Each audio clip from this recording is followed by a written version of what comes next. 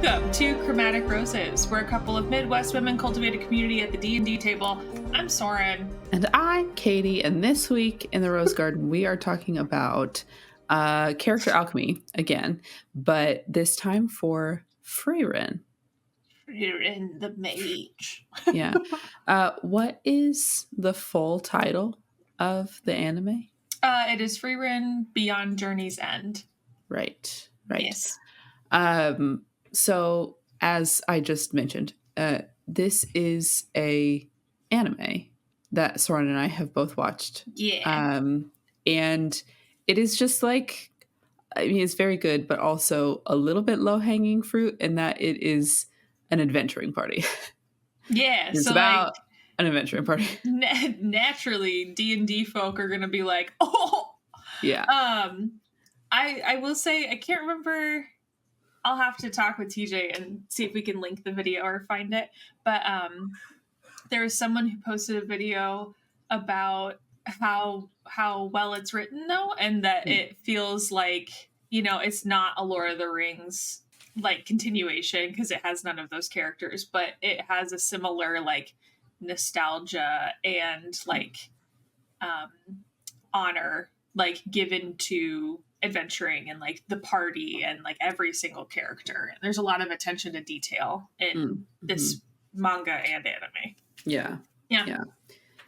Also, with these character alchemy episodes, we're just going to start putting this disclaimer at the end or at the beginning of every disclaimer at the beginning of every episode that we do a character alchemy. We are picking apart a character in media, and that therein makes for spoilers.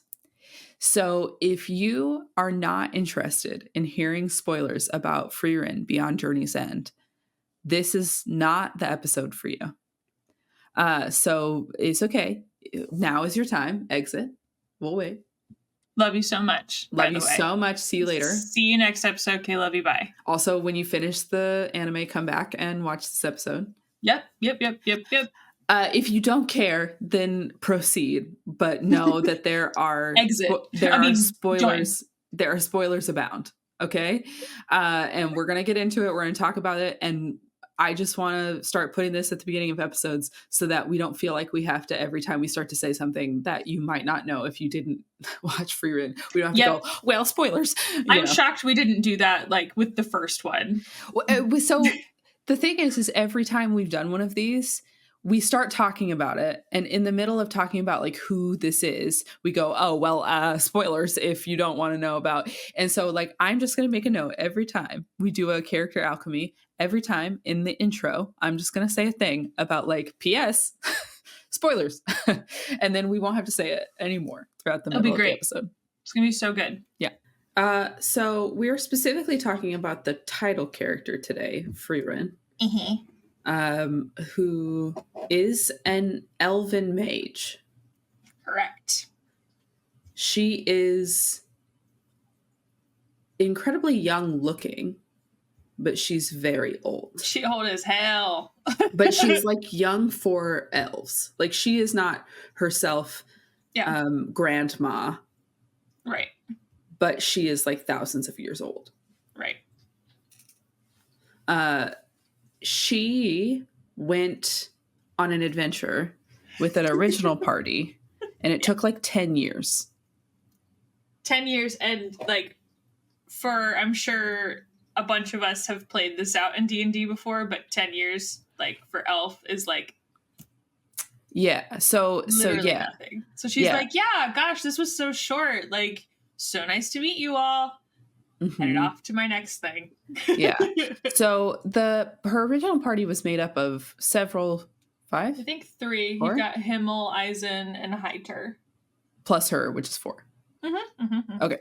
And she's an elf.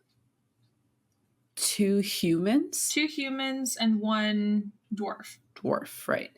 So I say this because the rest of her party will not age. Like she is the only one in this party that ages as slowly as she does. Right.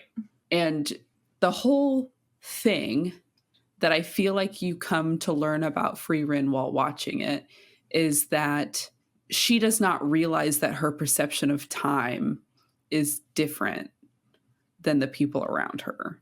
Right. So she is like a very patient and like calm individual. Like nothing really phases her. Yeah. And she's unfazed specifically by the passage of time.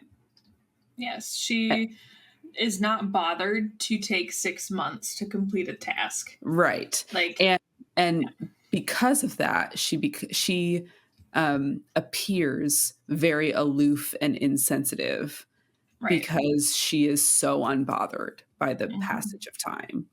And so this her two like human adventuring pals, they finished their quest that took them 10 years of their lives, which, 10 years, if you say I've been teaching dance for 10 years, you're like, that's a long time. Right. And she's like, Soren said, okay, anyway, nice to meet you. See you later. On to the next. And it just like she, not that she does not enjoy these human beings. Right.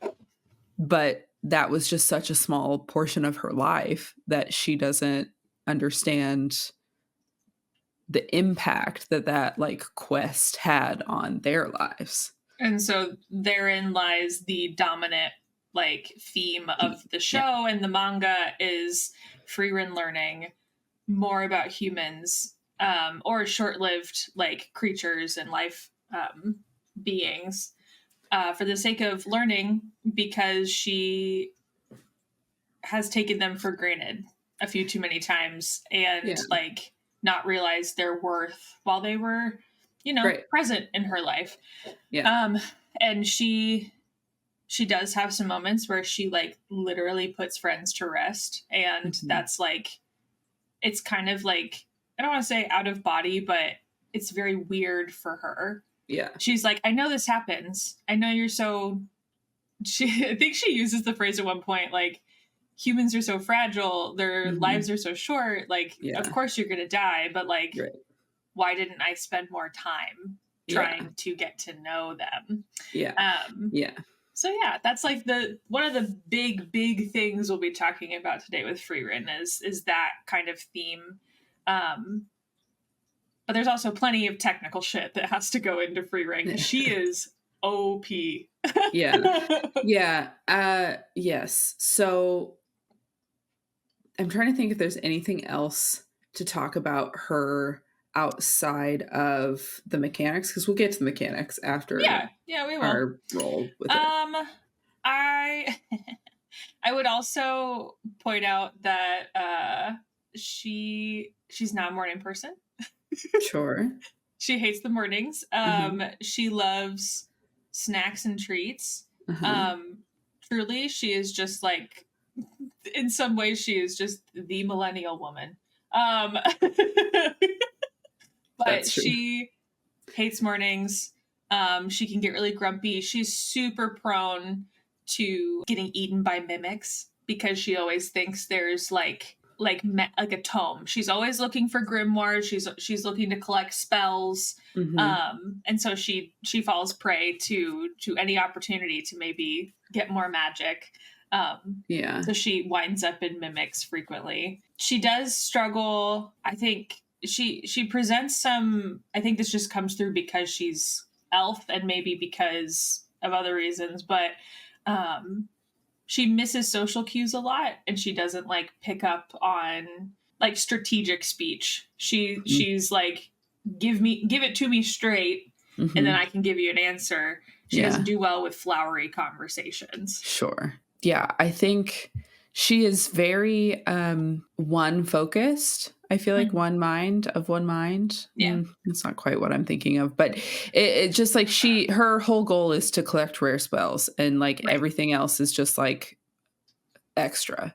Yeah. And then the addition of learning more about humans like comes second. Right. Like that came just even as the like of life. Quest, right, that she went on with her initial adventuring party was like, okay, as long as I can pick up rare spells. Like, Yep. I will do this, but I don't really care about that.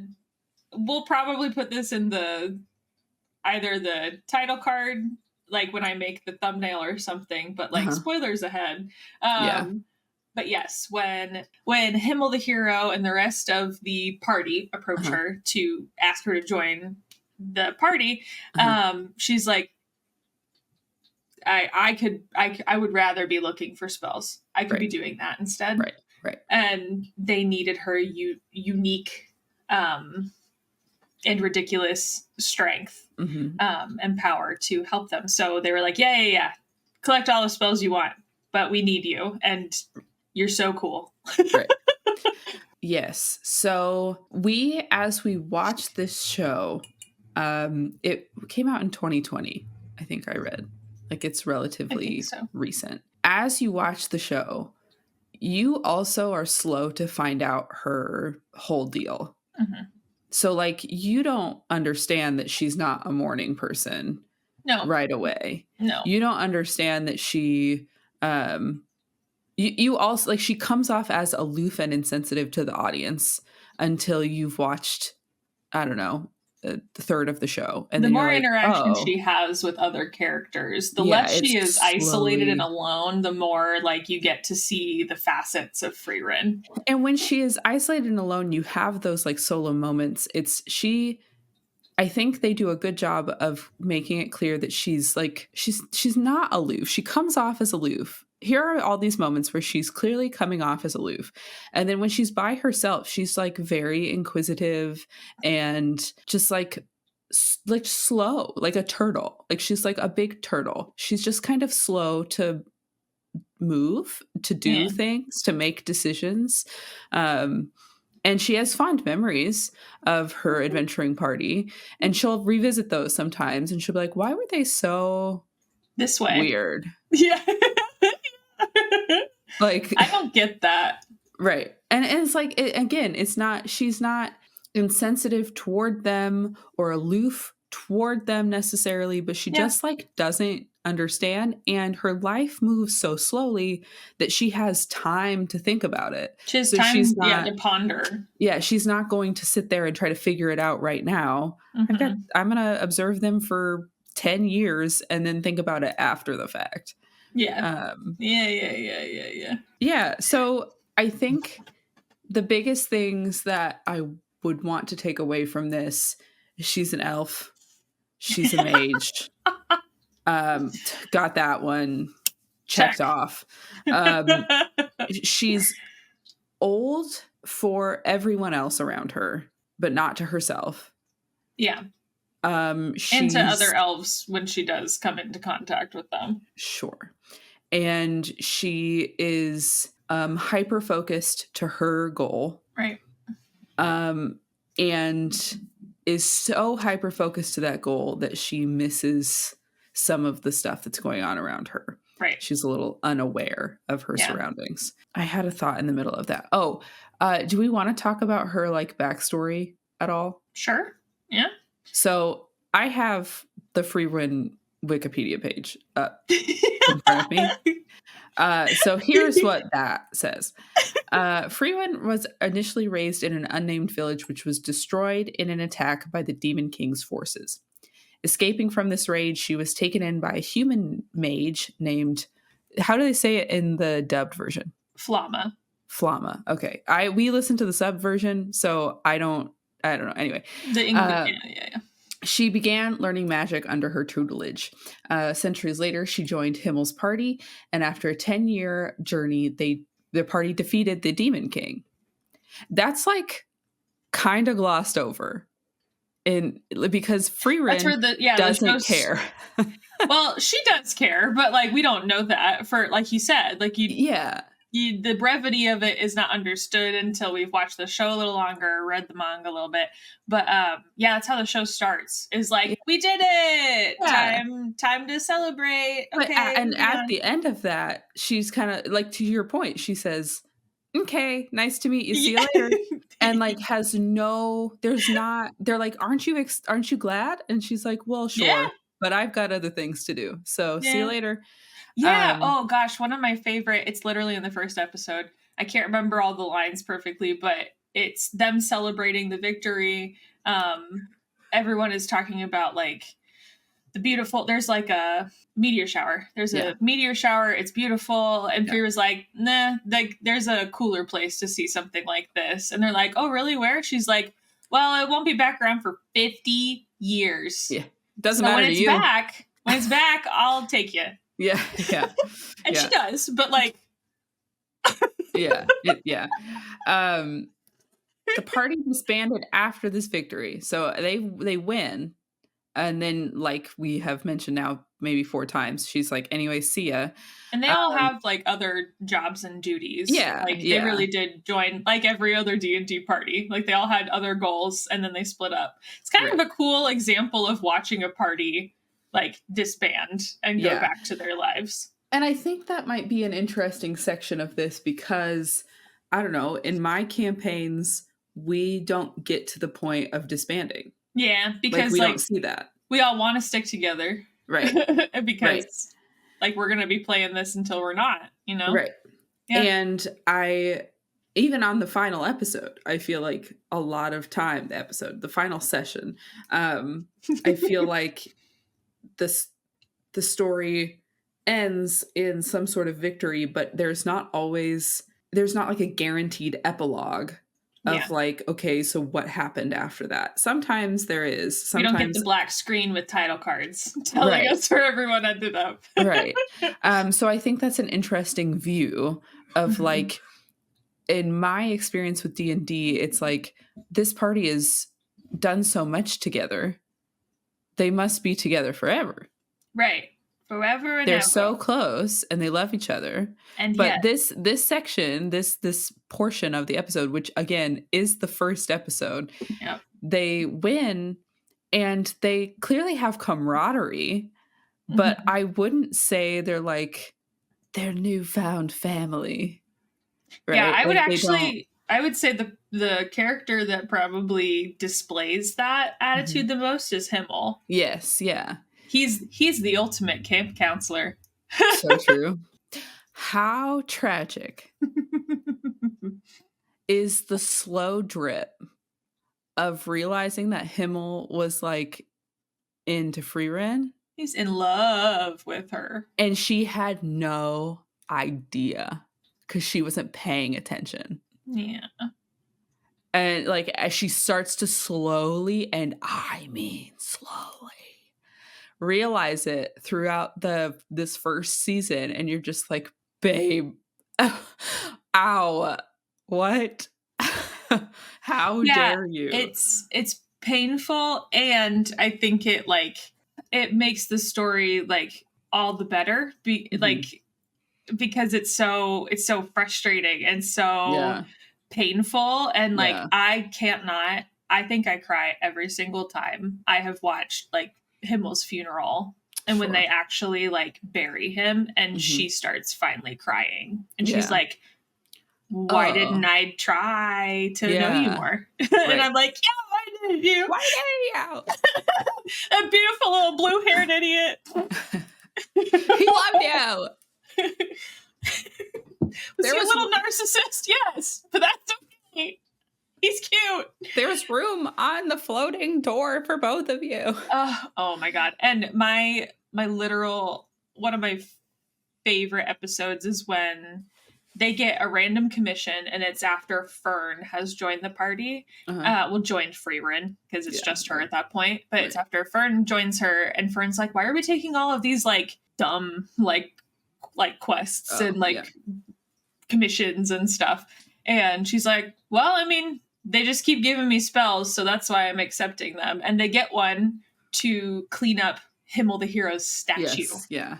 And she and Fern spend 6+ months looking for a specific flower so they can conjure flowers around Himmel's statue.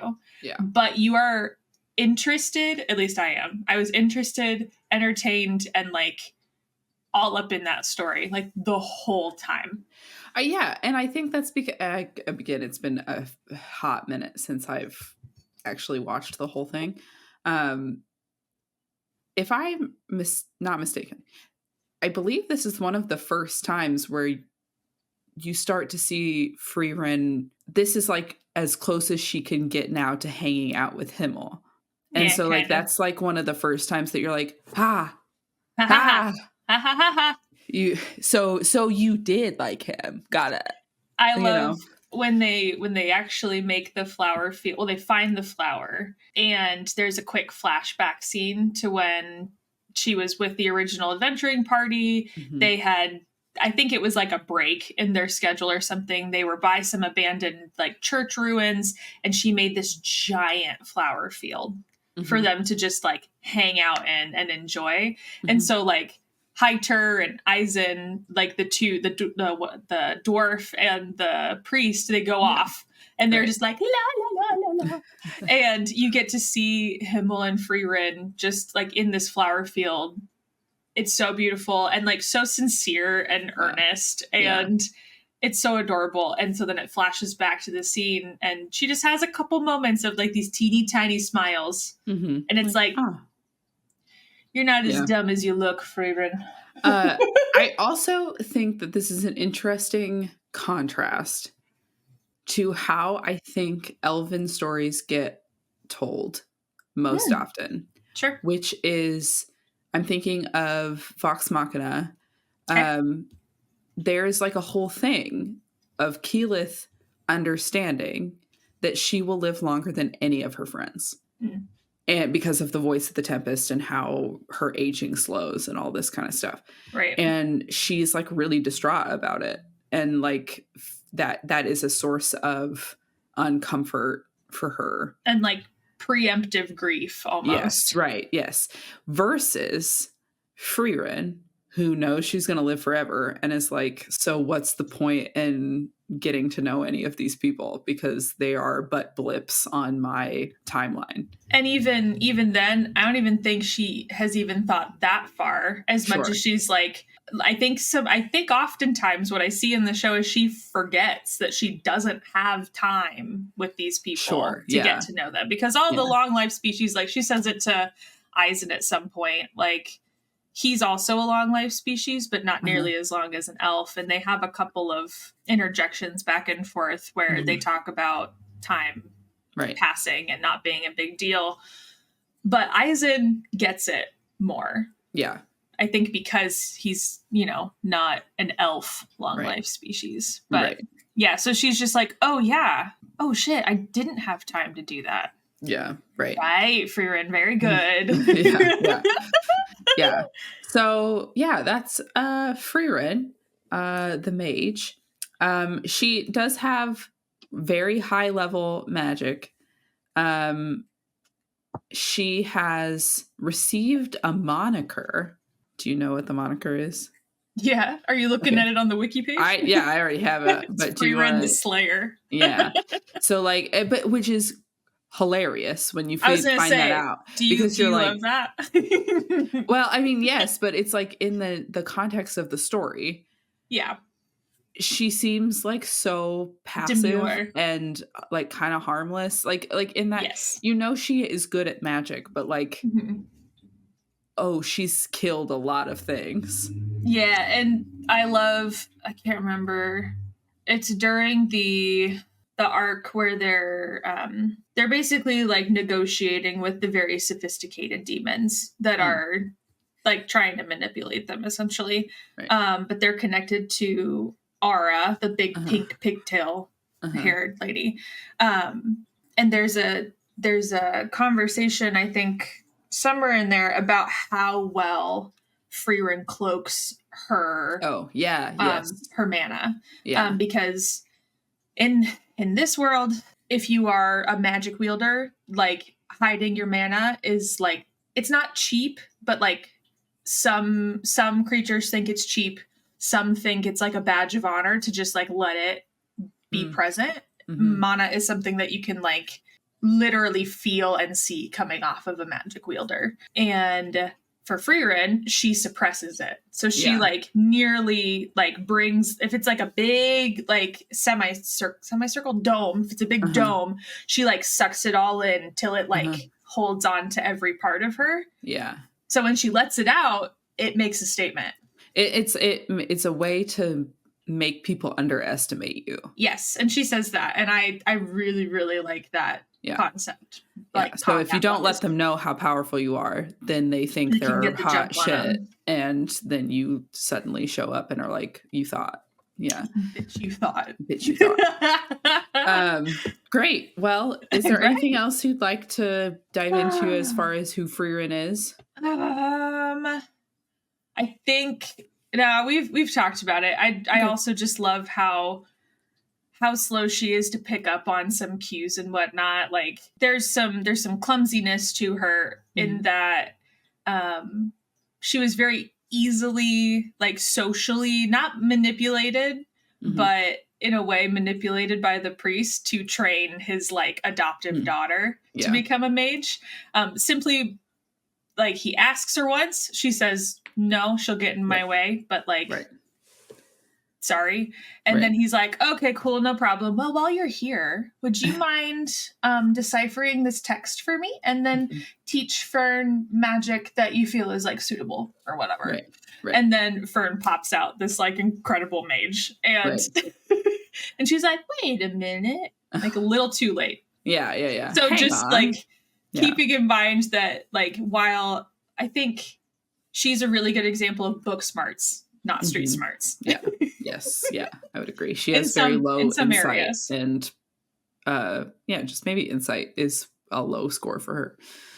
High intelligence. Yeah. Okay. Shall we roll with it? I think so. All right. We're doing icebreakers today. That's the one. All right. We've done 2. I rolled a 2. We've done 2. Try Icebreaker. Again. I rolled a 2 again. How much ice do we need to break between you and I? We should start asking everybody else. Like, please tell us what your icebreaker is. TJ, this one's funny. Oh no. Sometimes I hate when you're reading it because go on. How do you like your eggs? That's it. Depends. Is there literally... I'm asking you if you want... Hi, Soren. I'm cooking you eggs right now. How would you like them? I know. If someone else is cooking me eggs, I'll just ask for them scrambled. Okay. If I'm cooking them, I'll probably, like... It depends on what I'm eating it with. Because I love a good soft-boiled egg. No lie. Okay. I like my eggs scrambled with cheese. Yummy. That sounds good. My dad, hi Michael, used to have to eat eggs a lot in a way that he didn't like hated them after a while. And it was specifically, I believe, because the way his I think it was his dad made the eggs, he would make them a little, like, he would scramble them, but they would still be pretty soft and, like, a little runny. And it was like a gross texture and he didn't like them. So he learned to eat his eggs with ketchup. And I then also eat eggs with ketchup. Yeah. I need that less now, but back in the day I used to just only eat eggs with ketchup. I also, like you, like eggs in various forms depending on what I'm eating. But if I had a gun to my head and had to order eggs, it would be scrambled with cheese. Scrambled with cheese. If Sam's making me the, like, I don't know what it's called, the, like, toast with a hole in the middle and an egg. Yeah, like egg in a basket. Whatever it's called. I think I've also heard it called toad in a hole. So, like, yeah, whatever. Yeah. He can make fried eggs really nice and yum. They're great. That and like good. Egg on a breakfast sandwich, 10 out of 10. But if I'm just like point blank getting eggs, scrambled with cheese. Yeah, and like, why did you giggle so much at this?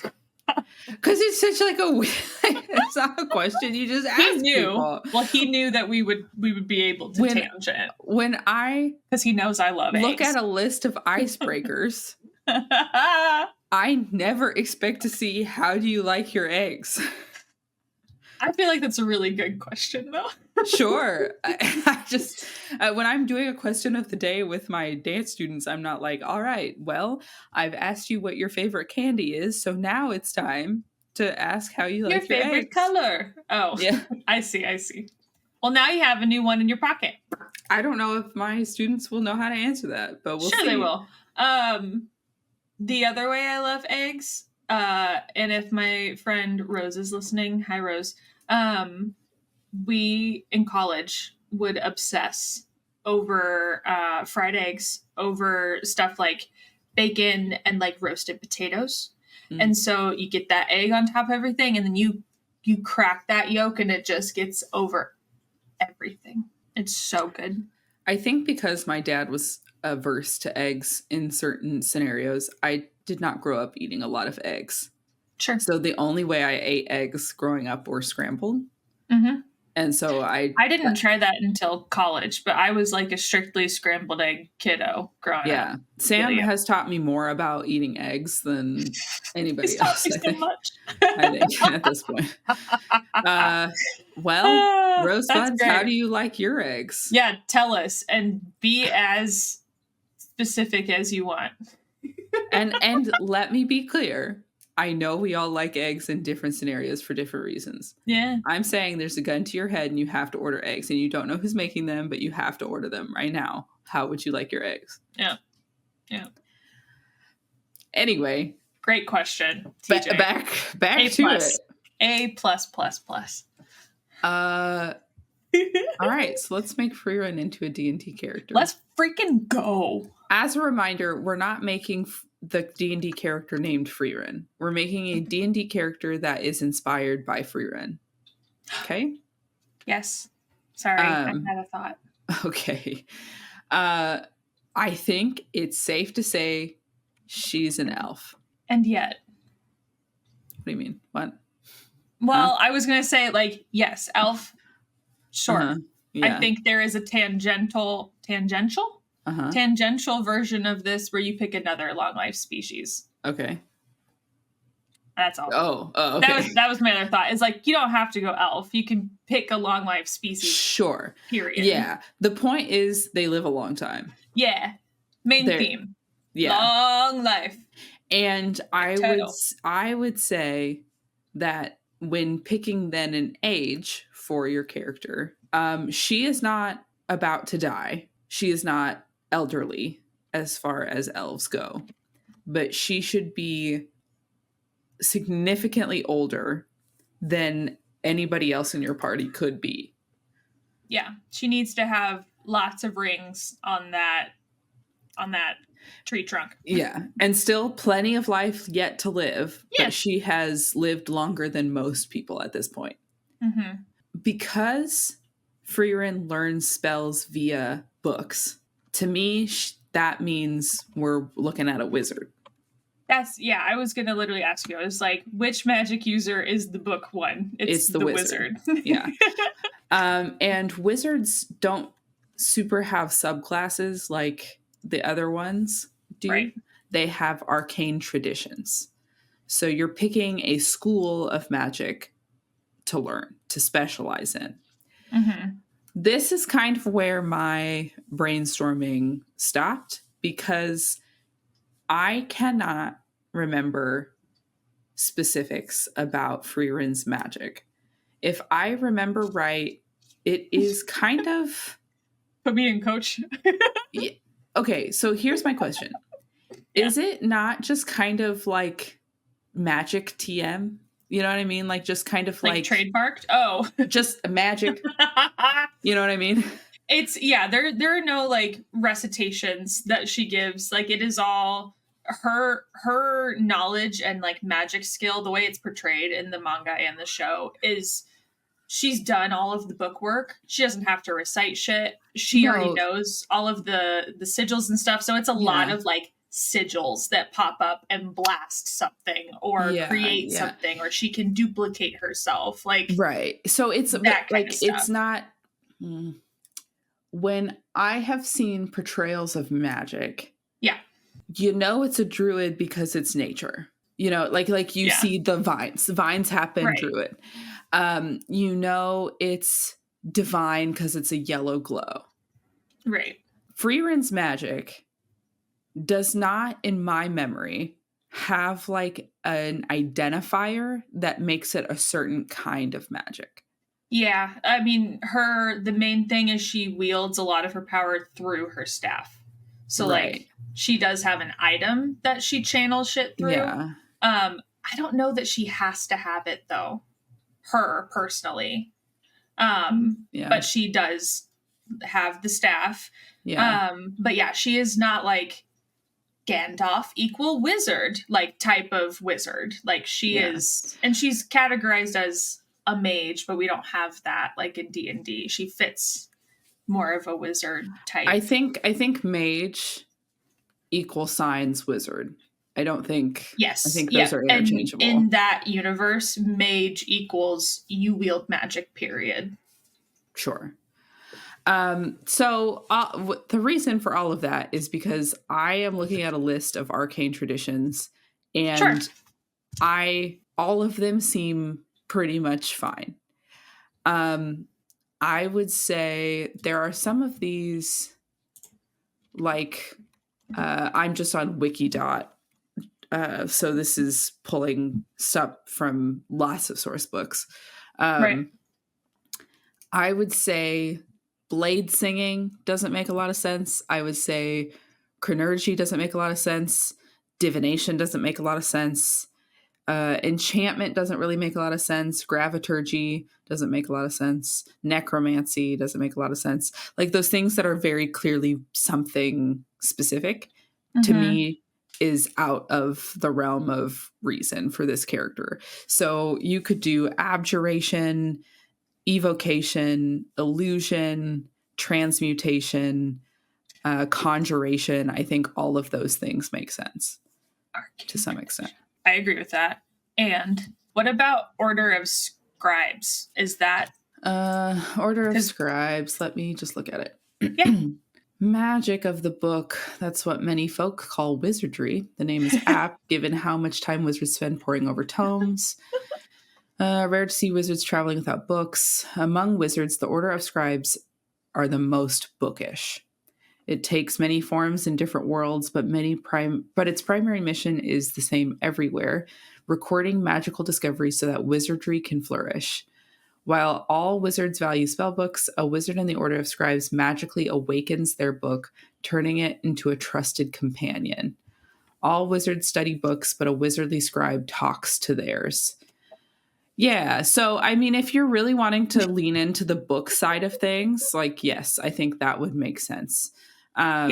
So this really, it's pulling hard into, you have a special quill at second level that the quill doesn't require ink. The time you must spend to copy a spell into your spell book equals 2 minutes per spell level. You can erase anything you write with the quill if you wave a feather over the text. As a bonus action, you have an awakened spell book that you can use for specific things. So yes, I think that is also equally reasonable. Yeah, I think that one could be great if you really want to lean into the flavor of Frieren. That was like she's constantly looking for jobs that let her collect more grimoires and spell books. But I also think Runecrafter could be good as well. Runecrafter wizards enhance their spells through ancient power of runes. Through the tradition originated with the giant rune casters of old, runecraft magic has expanded to encompass countless languages and practitioners across different worlds. For many runecrafters, the runes they wield are as every bit unique and personal as their spellbook. Some strive to honor the practice's origins among the giants, engraving their runes on decorative stones that adorn their spellcasting implements, while others messily scribble their runes on scraps of paper.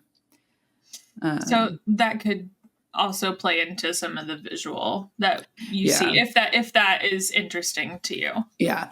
So yes. So I think the thing that I would take away from this, as far as Frieren goes, she is a long living wizard as far as D&D goes. And then you can put whatever flavor on your character's magic that is Yeah. interesting to you. So Absolutely. if you like the Order of Scribes because you really like the idea of having a talking spell book, like, and the book is as much a part of you as the magic is, that's cool. If you like the visual aspect of Frieren's magic, where she shoots like a sigil at something, or like, is the writing is really important, then I think Runecrafter could be interesting. If that feels almost too flavorful, if you want more of like a baseline wizard, conjuration, evocation, illusion, transmutation, abjuration are all like kind of run of the mill wizard subclasses that have different flavors as to what their magic is best used for. The thing with wizards, if I remember correctly, I played my wizard 1,000 years ago, it feels like. You have access to all wizard spells. This just gives like a flavor of what is most specialized to you, what you went to quote unquote school for. Yeah. That school grants you specific features at 2nd level, 6th level, 10th level, and 14th level. So if you pick an evocation wizard at 2nd level, you can create pockets of relative safety within the effects of your evocation spells. When you cast an evocation spell that affects other creatures you can see, you can choose a number of them equal to 1 plus the spell's level. The chosen creatures automatically succeed on their saving throws. So if you picked a different school, you would not have that, right? You can still do divination spells, evocation spells, abjuration spells, all of those things, but you wouldn't get this feature if you weren't an evocation wizard. Right.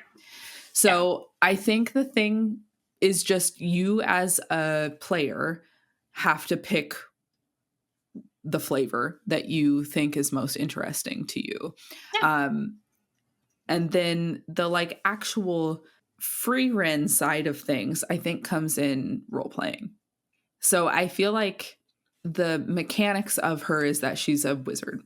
And I would say that if you're looking to make an old wizard who's been doing it a long time, my request to my DM would be that I start out at a pretty high level. Yeah.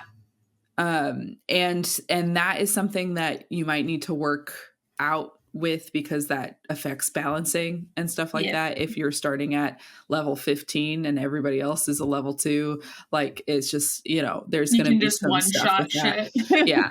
So you might have to work that out. I remember when I started playing Prim, Sam and I had actually talked about her losing levels for a little while because she was getting old. Sure. So like there could be something like that. Maybe there's a mechanic that could provide some extra interest, that you start at a high level, but you haven't used your powers in a long time. So maybe you start regressing a little bit and you have to kind of fight to keep those levels almost growing. like a mental point of exhaustion or something like that. Yeah. So that I would say she's a long living wizard who, if you can make it make sense, starts out at a relatively high level in comparison to everybody else. Maybe she starts at a high level, but in regards to her suppressing her mana, maybe she plays that power pretty close to the chest and only wields those high level spells when absolutely necessary. That could be a way I feel like discernment is key, maybe with playing this kind of character. If we're doing it for the Frieren kind of energy, really using none of your like flashy stuff and keeping to some of those like basic spells that will do the job.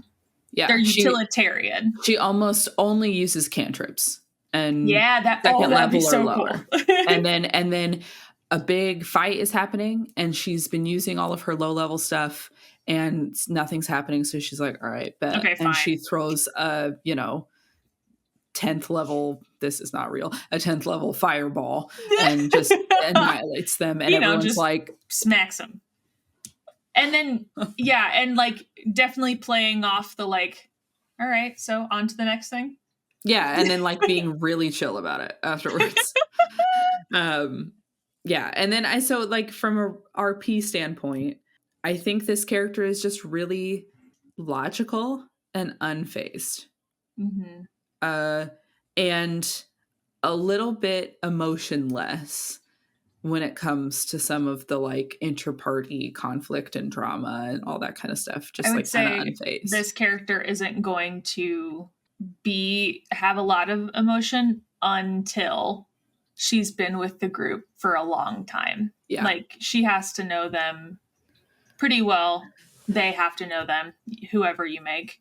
I think just as like thought. Yeah, I think from a group dynamic perspective, as we talked about with the anime, how it slowly gives you glimpses into her actual feelings. Mm-hmm. I think as a player, you have to be in charge of that. Yeah. So it will be ineffective for you to play emotionless and aloof constantly. Right. That won't feel like anything to anybody else besides aloof and insensitive. Right. So you have to narrate and give teasers of like, and then you see small tear well up, or she gives, once you've turned away, you see a small smile, or the audience, the camera sees a small smile come across her face. I feel like this type of character is for the theater kid who also is obsessed with like the slow burn and D&D. Yes. And is not scared of like playing a magic user, because that can be very intimidating. Sure. And is here for giving those little blips and those little tiny scenes. Like if that's what you want, you should play a character like this. Yeah. And I do think I just want to emphasize that this character will be wholly ineffective. The ploy of being a long living character who is kind of unaware and like all that kind of stuff will be wholly ineffective if you, the player, don't take control over that storyline. Yeah. To give it something. Otherwise, it'll just be like Caitie played a character who was aloof and unfeeling, and it was kind of weird. Yeah, and that, because that's where the heart of Frieren comes from, is all of those silent moments where probably nobody is around, and if someone is, it's like she's turned away and she's reacting to something, or she's in her head thinking about something. Like, you have to be like intentionally looking for the slow burn. You the player have to look for the slow burn and give portions of that to the rest of the party as the campaign goes. That part of what makes Frieren a good story is that like tragedy of the fact that she was too late to make all these connections that she could have made and now wanted to have made. Mm-hmm. So like you have to be looking for the like Himmel type character to your character. Who is the character that's trying to reach out to you, but your character is just like not catching?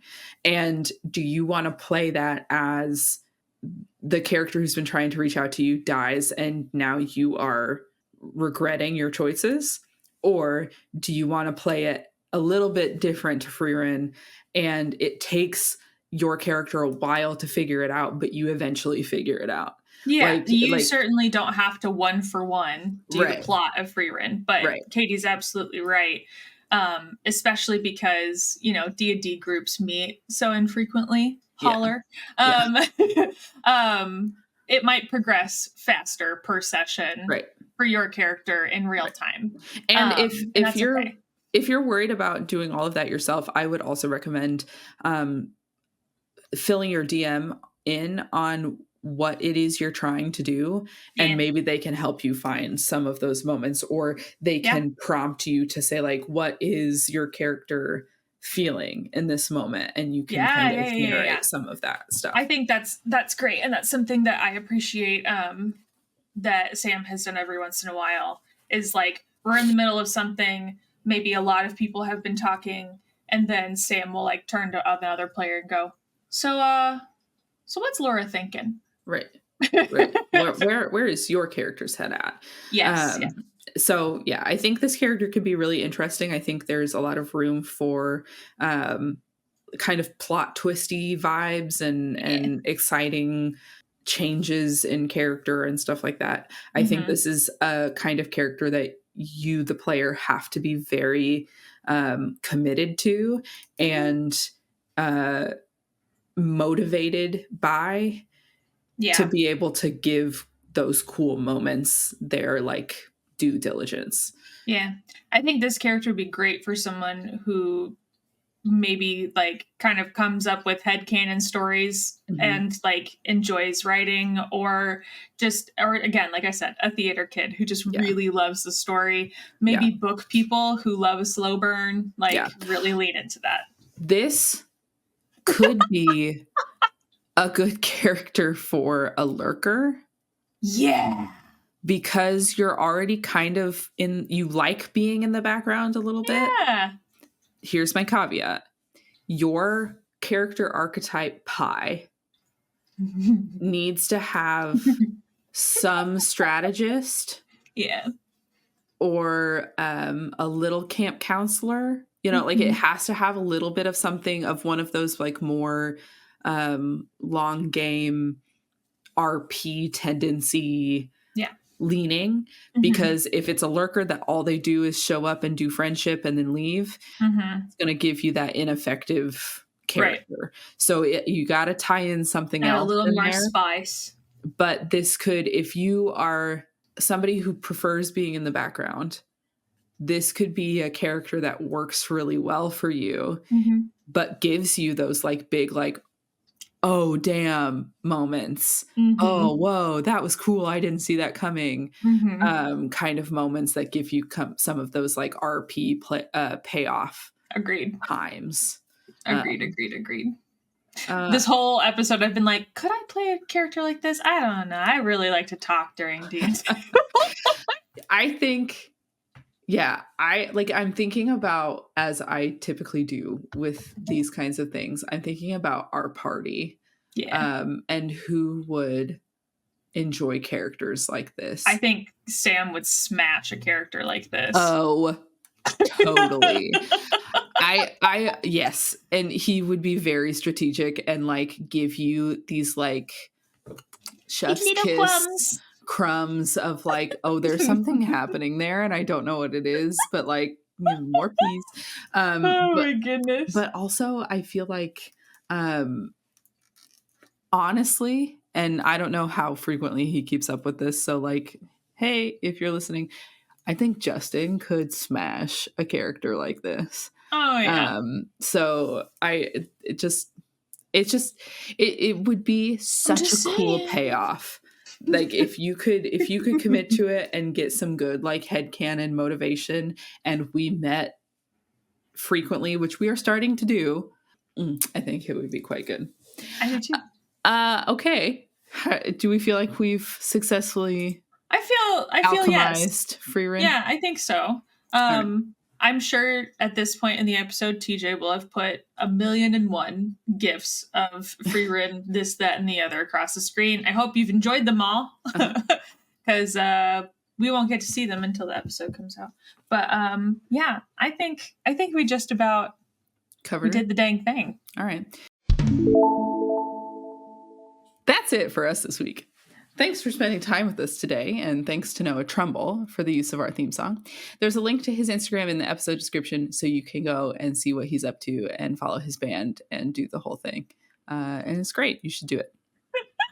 If you're enjoying the show, there are a few things we'd love if you do. First, please leave us a review, because reviews help other listeners find us. Second, follow us wherever you get your podcasts, so you can stay up to date on new episodes. And lastly, follow us on Facebook, Instagram, that's it, to see what we are up to and be the first to know when a new episode drops. We also, as always, want to hear from you. So if there's something in today's conversation about Frieren that made you think, or if that gave you an idea of someone you'd like to hear us alchemize, you should send us an email. You can send us an email at chromaroses@gmail.com. That's CHROMAROSES@gmail.com. You can also DM us on social media. We will respond to that. And I listened to our last episode and I thought it was really funny how we talked about there's like a 50-50 chance of who responds to you. And you do your best to say like, hey, it's Soren here and I am chaos. And so I'm like, you have to guess. I will not be telling you. So you can guess based on how many exclamation points I put on a sentence. Yeah, Soren sounds more friendly and welcoming. I do in written messages. Anyway, we can't wait to hear from you. This has been Chromatic Roses. I'm Soren. And I'm Caitie. Be nice or else. Okay, love you. Bye. Bye.